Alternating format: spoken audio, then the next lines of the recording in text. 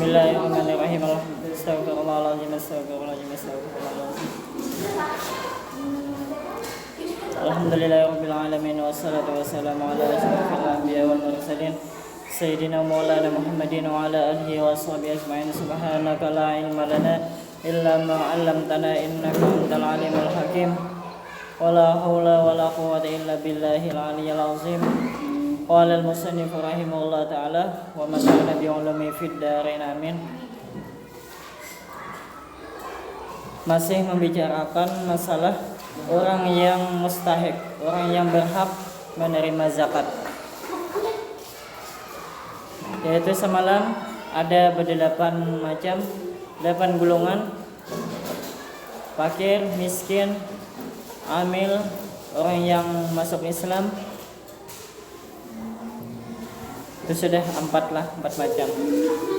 Yang kelima, penebus hamba balian. Penebus hamba balian. Ini yang kelima.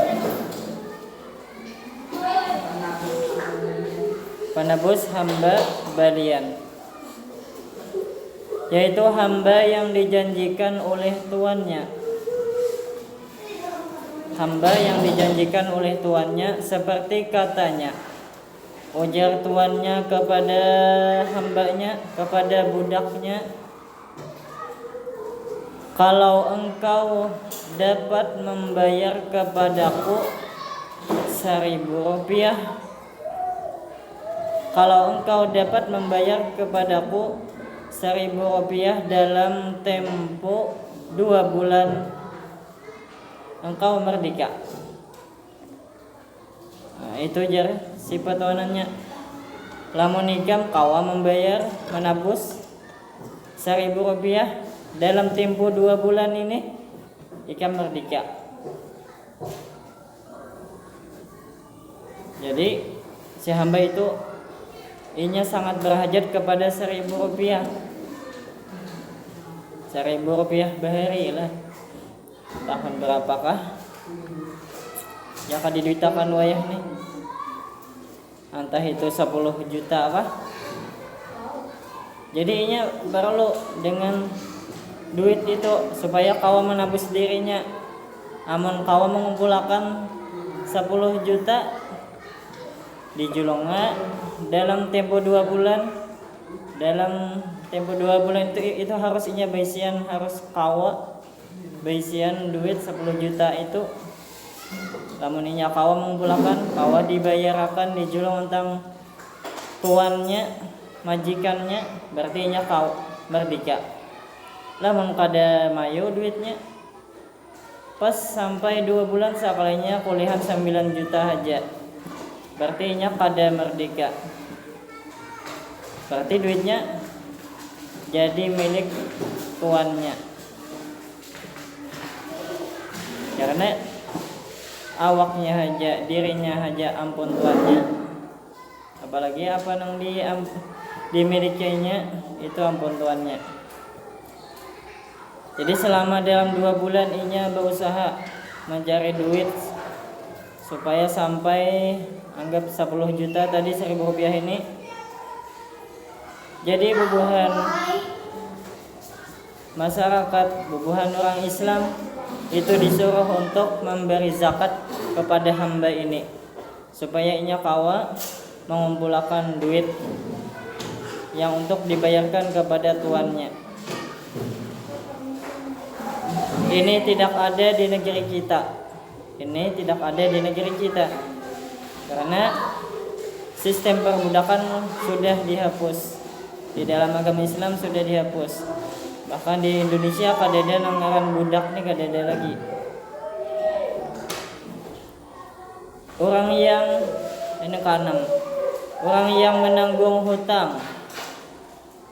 Orang yang menanggung hutang itu berhak untuk mengambil zakat, menerima zakat. Baik pun untuk keperluannya sendiri yang bukan maksiat atau keperluan perbaikan masyarakat dan agama. Inya berhutang, gasan maulah rumah, itu untuk keperluannya sendiri berhutang, maka ianya berhak untuk menerima zakat. Atau ianya berhutang untuk perbaikan masyarakat, misalnya untuk mengolah jembatan, jadi ada panitianya, ianya sebagai panitia perbaikan jembatan atau masjid, itu untuk agama, berarti ianya berhak untuk menerima zakat. Maka ia diberi zakat sekadar menutupi hutangnya, kada melebihi dari hutangnya. Apabila sudah kawa menutupi membayar hutangnya, kada diberi lagi zakat. Yang ketujuh, sabilillah, yaitu orang yang turut peperangan, orang yang turut atau ikut peperangan melawan kafir. Ini lagi bahari lah, sabilillah nih, orang yang turut peperangan melawan kafir untuk meninggikan agama Islam.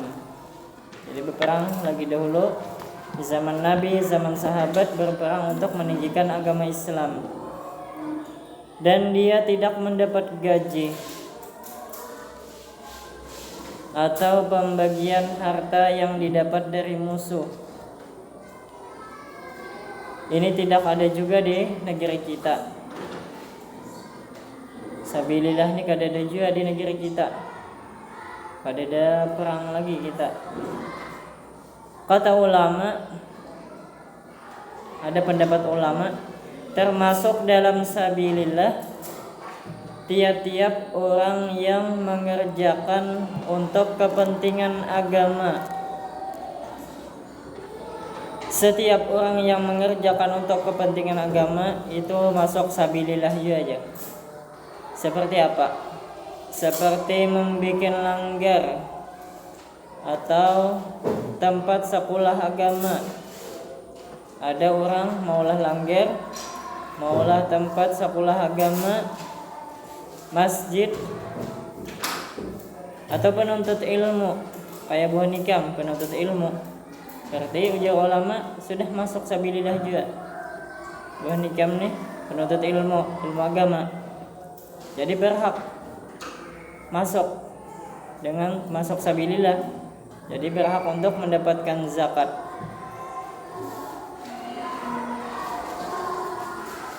Orang namulah langgar, orang namulah sekolahan, mulah masjid, panitianya tuh itu berhak untuk mendapat zakat tadi. Sama buah nikam penuntut ilmu masuk juga. Soalnya itu meninggikan agama Islam juga kalah. Menuntut ilmu itu penyiar agama, bukan penceramah, itu masuk juga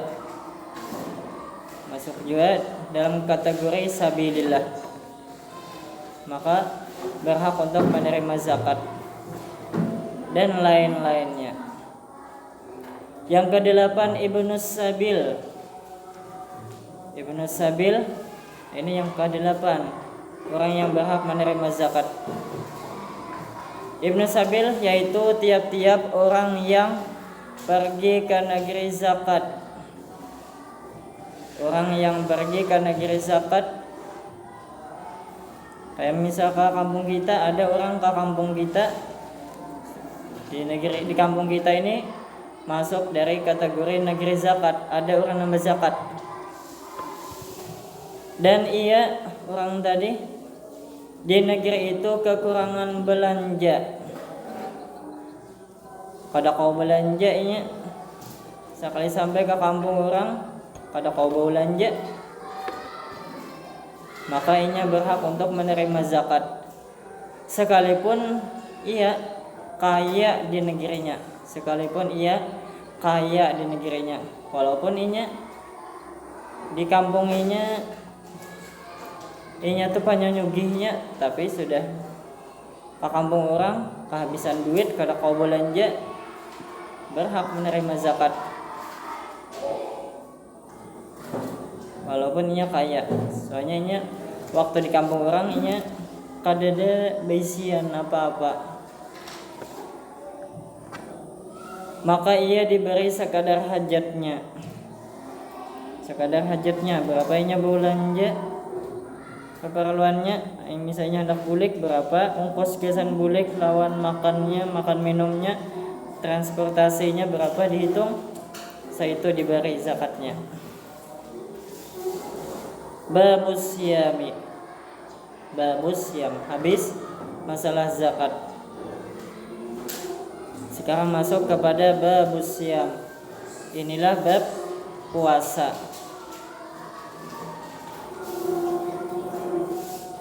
Tadahulu zakat pada puasa lah.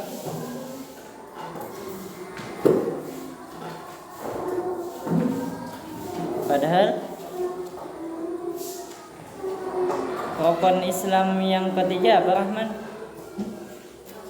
Puasa. Yang keempat membayar zakat. Tapi didahulukan di sini membayar zakat dulu, hanya puasa. Tapi kada bapak. Bab siyam, inilah bab puasa. Sebab yang mewajibkan puasa. Sebab yang mewajibkan puasa yaitu 5 perkara. Bila kada ada sebab ini maka kada wajib puasa. Bila ada sebab yang 5 ini maka wajiblah puasa. Yang pertama, jadi sebab yang mewajibkan puasa yaitu 5 perkara. Yang pertama, sempurna 30 hari bulan Sya'ban. Sempurna, arti sempurna ganap lah. Bahasa kitanya ganap. Ganap 30 hari bulan Sya'ban. Apabila sudah bulan Sya'ban 30, berarti esok harinya puasa, wajib puasa. Apabila belum genap, masih 29 Sya'ban, kayak apa? Maka lihati bulan. Nomor 2, melihat bulan di malam 30 Sya'ban. Melihat bulan di malam 30 Sya'ban.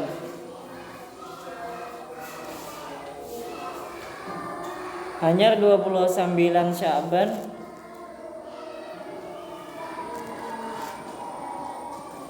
Hari ini hitungannya misalnya kita ini berada 29 Sya'ban. Esok puasa kah kada kah? Apakah digenapkan 30 Sya'ban? Berarti esok kada puasa. Hari ini 29 Sya'ban. Jadi esok puasa kah kada kah? Lihati dulu. Amun melihat malam nih, melihat bulan, wajib puasa. Kada usah manuakan syarat yang pertama. Kada usah menggenapakan, menyempurnakan 30 hari bulan Sya'ban, kada usah.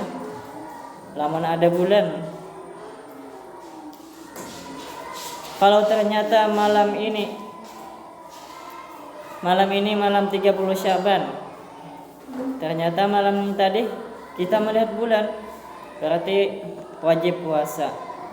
Lamun kada melihat bulan, berarti esok kada puasaan. Sehari, jadi ganap 30 hari Sya'ban. Apabila kada melihat bulan, digenapakan bulan Sya'bannya 30. Apabila melihat bulan, maka wajib puasa esok harinya. Wajib malam berniat, sahajaku puasa esok hari daripada bulan Ramadan, karena Allah Ta'ala. Tapi kita sudah malam 30 Sya'ban itu kita menghadang pengumuman dari Menteri Agama. Bila ajar Menteri Agama esok 1 Ramadan, berarti kita puasaan. Pas sudah ada, seluruh Indonesia ditugaskan untuk melihat ke langit apakah ada bulan, timbul malam itu sudah ada alatnya, alat untuk melihat bulan. Kayak teropong itu melihatnya tuh di atas puncak, ada di atas menara masing-masing, ada yang di atas gunung. Melihat bulan. Jadi ada mulai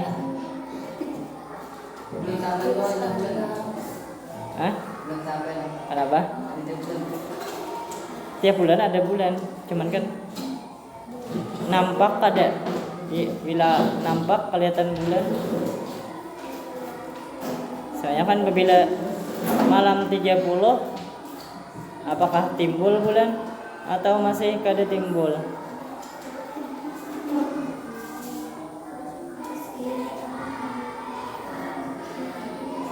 Apabila kada timbul bulan berarti masih kada puasaan. Apabila timbul maka puasaan. Sudah ada ditugaskan di masing-masing provinsi, sudah ditugaskan oleh pemerintah untuk melihat bulan. Canggih juga ini alatnya ada. Jadi kita tinggal menghadang pengumuman dari Menteri Agama malam 30 itu.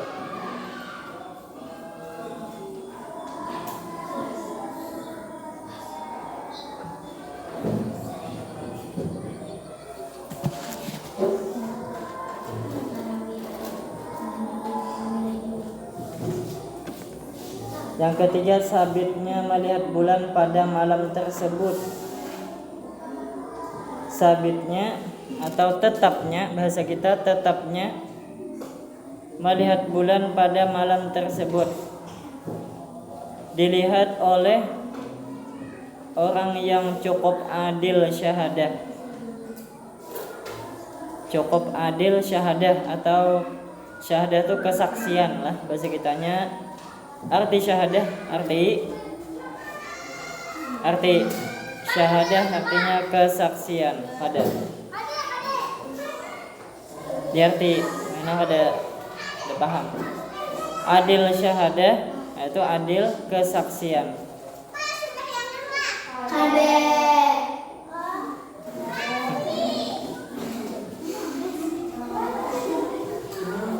Di arti lah. Karena ditakuni kita dapat apa adil syahadah? Karena kadang menjaga pada tahu. Jadi diarti maksud adil syahadah, adil kesaksian. Syahadah itu kesaksian. Artinya bila inya bersaksi diterima kesaksiannya.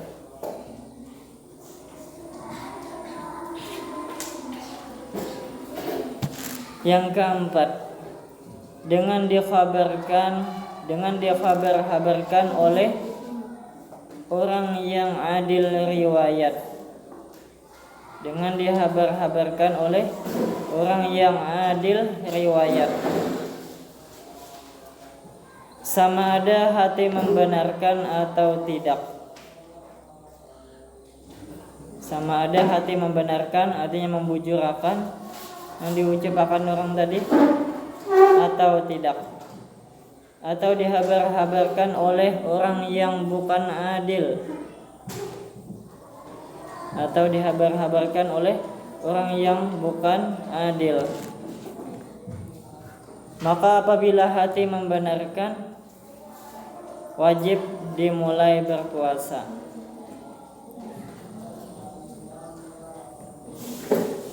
Maka apabila hati membenarkan, wajib dimulai berpuasa. Namun orangnya kada adil, mahabarakan, aku melihat bulan ya malam tadi, maka wajib puasa esoknya. Namun kada percaya, kada wajib puasa. Yang kelima, berat sangka atas masuknya. Berat sangka atas masuknya. Maksud berat sangka artinya menyangka besar masuknya bulan Ramadan. atas masuknya bulan Ramadan dengan ijtihad pada orang yang terserupa atasnya. Pada orang yang terserupa artinya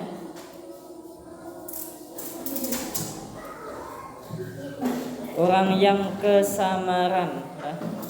Bahasa terserupa itu kesamaran. Maksud terserupa kesamaran atasnya. Seperti orang yang di dalam penjara. Orang yang di dalam penjara yang tidak mendapat kabar dari yang di luar. Penjaga penjaranya kadeda memadahkan isuk puasaan kadeda. Jadinya beristihad. Kemungkinan besar jadinya isuk bulan Ramadan, maka wajib puasa. Maka jika didapat salah satu sebab yang 5 tersebut,